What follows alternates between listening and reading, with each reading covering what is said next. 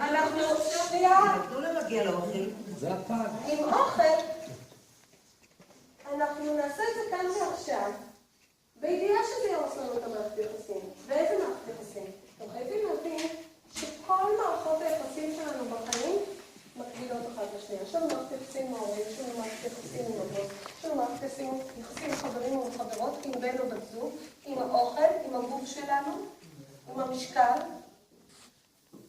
והרבה פעמים אנחנו כל כך מנסים להיות בסדר ושמים גבולות במערכות יחסים מסוימות, עד כדי כך שכשאנחנו מגיעים לאוכל אנחנו אומרים, תעזבי אותנו, פה בא לי לנוח.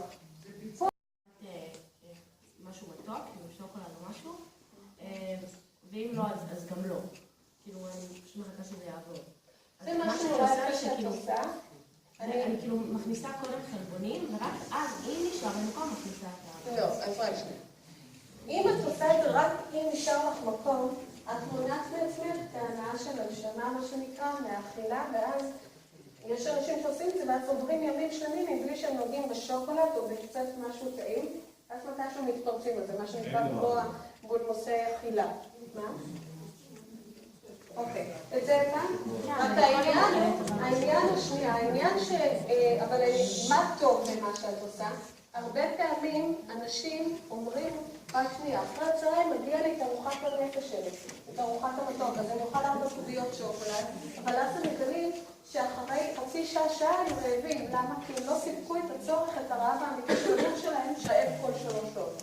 אז במקרה כזה אני באמת בעד לאכול משהו כדי לסבוע, ואז להכניס את הפינוק היומי הזה. לא, זה... בלי להבין לאיזה יעד הוא צריך להגיע. ואני אקח אתכם עוד יותר אחורה. למה מראש בכלל הגענו למצב הזה שאנחנו מתנהגים כל כך אוטומטית? כי למדנו... הרגלים קשה שם. גם הרגלים, אבל מה מראש הרגיל אותנו? 20 קילו ועוד 20 קילו זה כישלון, סוג של כישלון. אז בעצם בדקנו... שאלת עיניים, המחקר הזה מדבר על תקופת זמן מסוימת אחרי הניתוח או כללי? אז כשבדקנו את אחוזי הכישלון זה היה אחרי 3 שנים מהניתוח.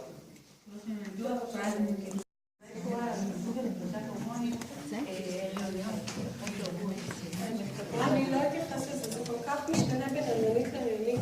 העניין של There's a man upstairs, he kept bringing me rain, but I've been sending up prayers and something's changed. I think I finally found my hallelujah. I've been waiting for this moment all my life. Now all my dreams are coming true, yeah. I've been waiting for this moment. It's good to be alive right about now.